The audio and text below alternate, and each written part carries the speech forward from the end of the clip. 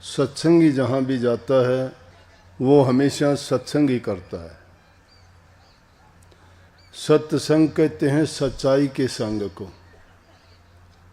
और सच्चाई क्या है? सिर्फ प्रभु है, बाकी की सब चीज़ें मिथ्या और झूठी हैं। जहाँ भी झूठ की मिलोनी है वही सत्य से अलग है।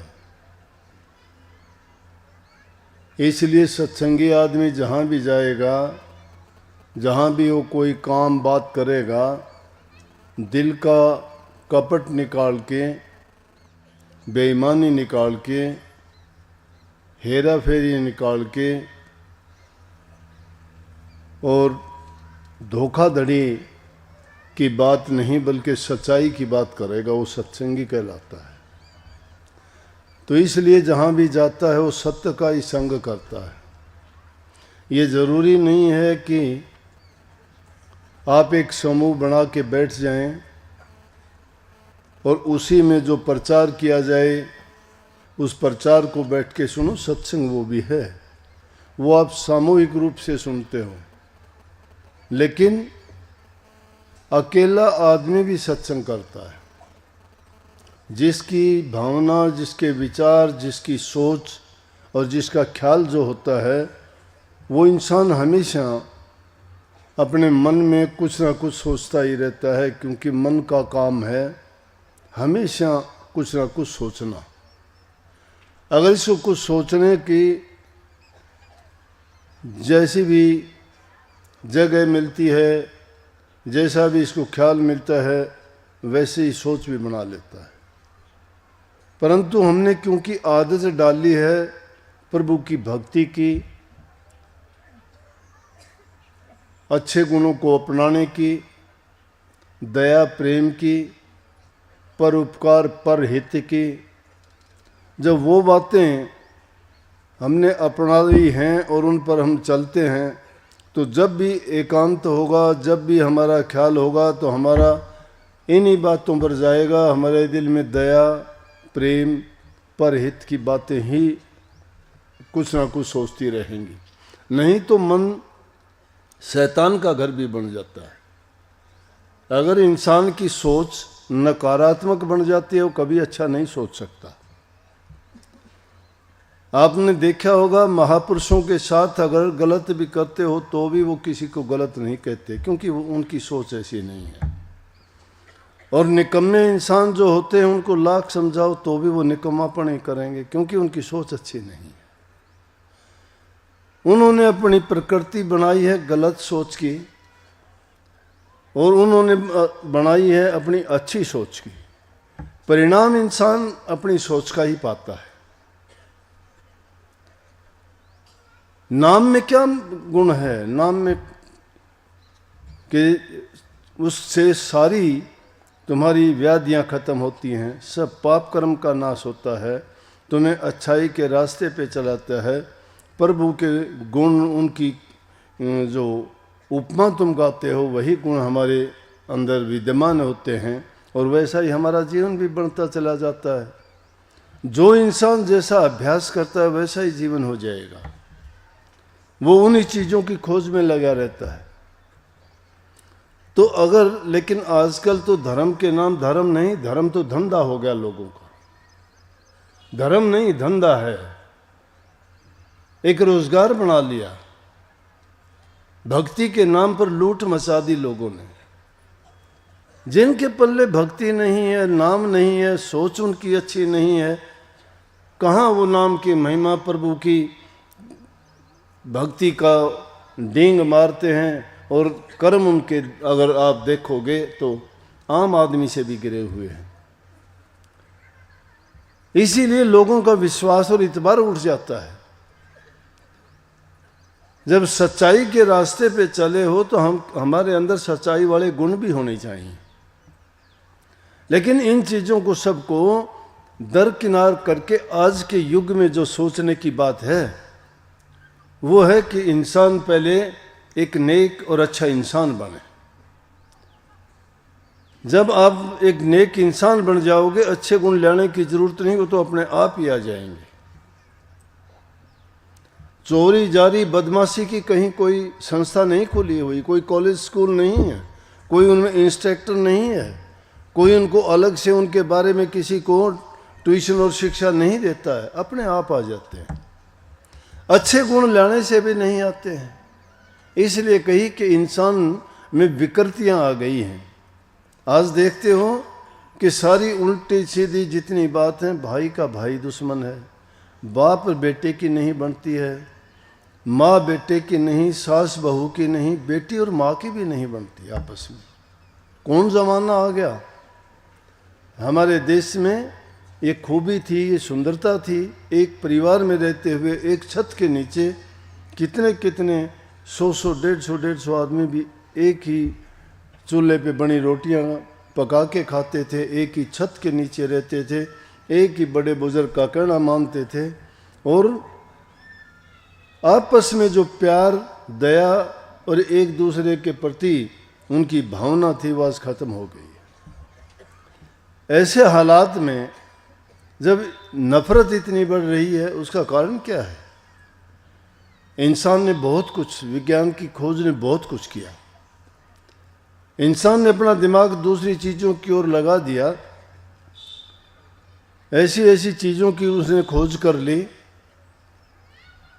कि मिनटों में जो काम बरसों में नहीं होता था, मिनटों में कर लेते हैं।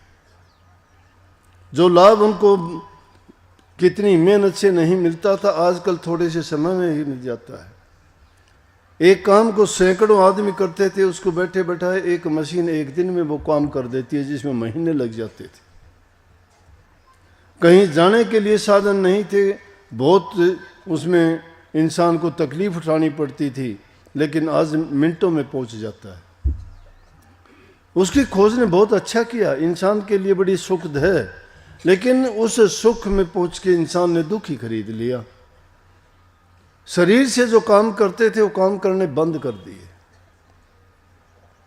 जब वो काम करने बंद कर दिए तो किस चीज में बुद्धि लग गई हमारी? खाली बैठने से शैतान का घर हो गया, ऊट पटांग बातें सीख ली, आसानी से हमें सब कुछ मिलने लग गया। जब इंसान व्यस्त था काम में, इसको ऐसा समय नहीं मिलता था कि ये कुछ ऊट पटांग सोचता, गलत सोचता। हर चीज सच्ची थी। जब आजकल तो जो भी चीज देखोगे मिलोनी है, हर चीज में मिलोनी है, किसी का इतबार नहीं रहा एक दूसरे पे, प्यार खत्म हो गया। और उस सब का कारण क्या है? क्यों इंसान इतना बेईमान हो गया? क्यों इंसान इतना झूठा हो गया? क्यों इतना अधर्मी हो गया? क्योंकि आपाधापी, सिर्फ इंसान अपना सुख चाहता है, दूसरे के बारे में नहीं सोचता। अपने लिए हर इंसान जीता है, लेकिन जो दूसरे के लिए जीना सीख जाता है उसको अपनी परवाह नहीं हुआ करती। ये इंसान का गुण होना चाहिए था।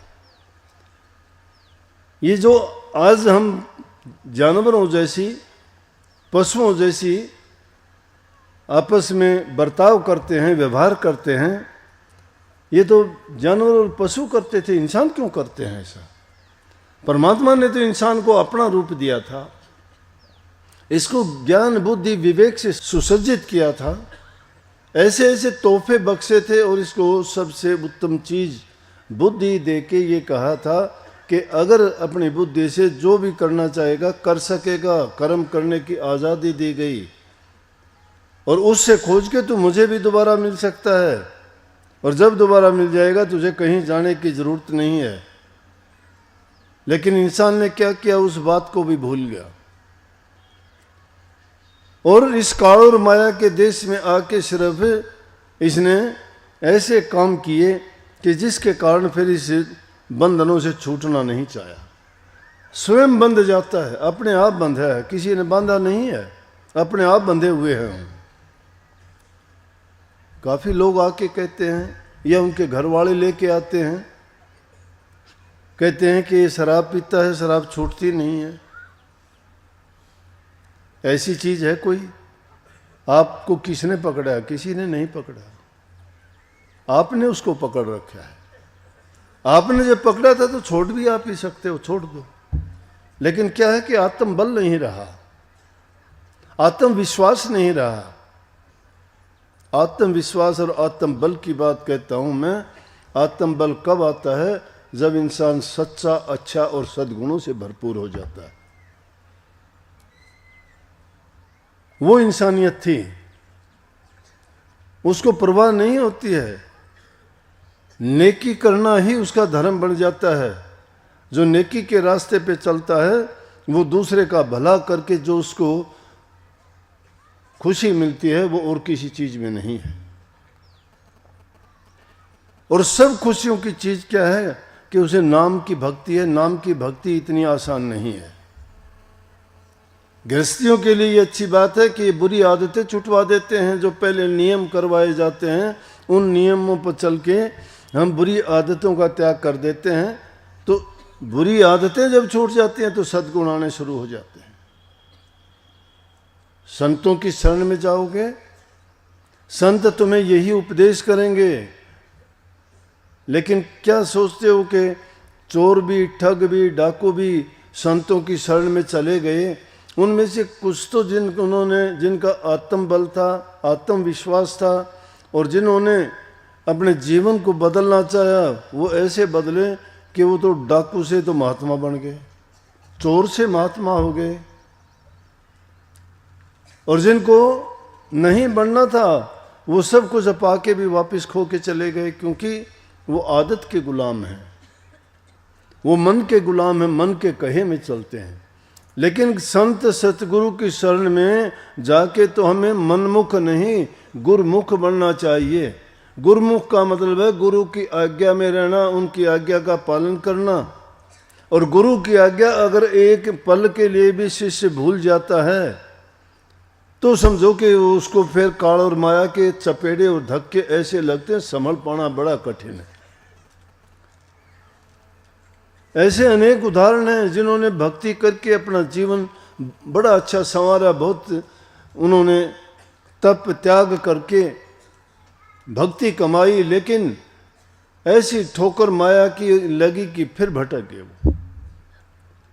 लेकिन जिन्होंने सतगुरु को हृदय में, सोच में, मस्तिष्क में, उसको याद रखने में आदमी भटकता नहीं है। ये गुरुमुखता है। गुरु की आज्ञा में चलता है वो गुरुमुख होता है, मन की आज्ञा में चलता है वो मनमुख है। गुरु हित करता है। गुरु के वचन को कभी आजमा के देखोगे, हो सकता है जाहिर में आपको देखने में, सुनने में वो बात अटपटी लगे, लेकिन उस बात का बड़ा गहरा मतलब निकलता है। कबीर साहब ने कही ये बात बड़ी है अटपटी, झटपट लखे न कोई, जो मन की खटपट मिटे तो चटपट दर्शन होए। बात अटपटी है ये। सोचोगे जाहिर में क्या कह दिया गुरु ने, क्या कह दिया। एक फकीर था, मुसलमान फकीर, गलियों में मस्ती में बोलता जाता है, मुसल्ला रंग शराबे जे गुरु फरमावे, मुसल्ला रंग शराबे जे मुर्शिद फरमावे। लोग कहने लगे ऐसे बेवकूफ है, मुसल्ला इतनी पवित्र चीज होती है। मुसलमान भाई जब नमाज पढ़ते हैं तो नीचे बिछाते हैं उसको, जैसे हम दरी वगैरह बिछा के बैठते हैं, वो बहुत पाक और पवित्र मानते हैं उसको। और उस पवित्र चीज के लिए कहता है कि अगर गुरु कहता है तो जोड़ा उसको शराब में रंग ले, मुसल्ला रंग शराब बेजे मुर्शिद फरमावे। बड़े नाराज हो गए, पकड़ के उसको लेके गए, काजी के पास लेके गए। काजी न्याय करने वाले को कहते थे, जैसे न्यायाधीश होते हैं तो काजी सब बातों का न्याय करता था। काजी के सामने हाजिर किया जाके, कहने लगे देखो क्या बोलता है ये गुरुमुखता की बात। बोला जी मैंने तो गलत तो कुछ कहा नहीं। बोला और इससे ज़्यादा क्या गलत कहेगा। काजी कहने लगे भाई इसको सज़ा देने से पहले ऐसे करते हैं, इसको राजा के सामने पेश करेंगे। राजा के सामने पेश किया। बोला क्या बोलता है तू। कहने लगे जी ये गलियों में जो है ऐसी बात बोलता है जो हमारे इस्लाम धर्म के बिल्कुल खिलाफ है, तो इन्हें हमारी इसको तो बड़ी से बड़ी सजा देनी चाहिए। काजी सजा दे सकता था, लेकिन काजी के दिमाग में आई कि ऐसी तो बात नहीं है, फ़कीर आदमी है, मैं अकेला इसके लिए दोषी क्यों बनूं, राजा के सामने लेके जाऊं, राजा जो कहेगा वैसा हो जाएगा, क्यों काजी से बड़ा राजा होता है। शायद हो सकता है मेरी कोई त्रुटि ना रह जाए। राजा कहने लगे, हाँ जी फ़कीर जी क्या बात, आप क्यों बोलते हैं ऐसा। बोला जी मैं गलत तो नहीं बोलता, मैं तो कहता हूँ मुसल्ला रंग शराबे जे मुर्शिद फरमावे, कि अगर गुरु कहता है तो मुसल्ले को शराब में रंग लो, दोष नहीं है। गुरुमुख था वो गुरु का महत्व जानता था कि गुरु क्या कहता है, गुरु किस लिए कहता है, गुरु के कहने में राज क्या है। वो काजी से बोले कि तू इस बात का, उससे कहने लगे कोई प्रमाण देगा इसका। बोले हाँ, कौन लेना चाहेगा। काजी बोले हाँ मुझे बता क्या बताएगा। बोला कि एक पहाड़ी पर महात्मा है, उसके पास चले जाओ, वो बता देगा आपको। बोला अच्छी नौबत आई, राजा के पास लेके आया, ये तो कहता है कि मुसल्ला शराब में रंग ले, अब कहता है महात्मा के पास जा। मैं न्यायकारी आदमी, ऊंचे पद वाला, अब महात्माओं के चक्कर काटो। अब महात्मा के पास जाता है, महात्मा के पास जाके कहने लगा जी इस तरह से मैं आया हूँ कि एक फ़कीर है और वो कहता है कि मुसल्ला रंग शराबे जे मुर्शिद फरमावे। बोला भाई हाँ कहता तो वो सही है, ठीक कहता है, लेकिन ये काम तो तुम शहर की उस गली में चला जाए, एक वेश्या है वो बताएगी इसका मतलब। माथे में हाथ मारा, मैं काजी सबके न्याय करता हूँ, सब मुझे जानते हैं, वेश्या की घर कैसे चला जाऊँ। बोला ये ले 2 रुपये। 2 रुपये भी दे दिए महात्मा ने उसको। अब 2 रुपये लेके पाँव पटकता हुआ जाता है वेश्या के घर जाके। ओहो, वेश्या देख के बड़ी खुश हुई, काजी जी आए हैं। और तो बहुत ऐसे वैसे लोग आते जाते ही रहते हैं रोज़ाना कि मुजरा देखने के लिए आए हैं। बिछा दिए उसने, गलीचे लगा दिए, मसन लगा दिए। बोले इनकी चीज़ों की ज़रूरत नहीं, मैं जो काम आया हूँ वो काम पूछना है। बोला काम क्या है, बैठो आप, काम एक ही होता है यहाँ और दूसरा कोई काम नहीं है। बोला लेकिन मेन जो यहाँ नाचने वाली है वो तो है नहीं यहाँ पे, वो तो गई। लेकिन अब क्या है कि एक जवान लड़की है, आज तक नाची नहीं, उसको पेश करती हूँ। उसको बुलाया, कहने लगी तैयार होके आ जा तू, काजी आया है। बोली आज तक मैं कभी नाची नहीं। बोला तुझे सिखा रखा है, शुरू कर ले आज से। शहर का इतना बड़ा आदमी, और ये अवसर कब आने वाला है, तेरा तो मुहूर्त भी अच्छे आदमी से होता है। मुजरा दिखा उसको, खुश होके, पता नहीं क्या दे देगा क्या करेगा। वो बेचारी शुरुआत थी, बड़े संकोच से आके खड़ी होगी काजी के सामने। काजी ने उसको देखा और देख के कहने लगे उसका मकसद ही नहीं था। बोला मैं तो आया था किस काम के लिए, मुझे मुजरा नहीं देखना। उससे कहने लगे बेटी तू कौन है। उसकी भावना बुरी नहीं थी, काजी को इस काम गलत काम के लिए नहीं गया, मुजरा देखने के लिए नहीं गया, कोई मनोरंजन के लिए नहीं गया। वो तो जानना चाहता था उस फकीर की बात को। कहने लगे मैं तो एक बात पूछने के लिए आया था, लेकिन तू बता बेटी इस जवान उम्र में तू कहाँ आके इसको फंसी है। वो रोने लगी कि मेरा आज पहला दिन है। बोला कि रो ना, तू मुझे कौन है, तू कहाँ की है। उसने कहा मैं तो फलाने शहर की हूँ। वो शहर काजी का था।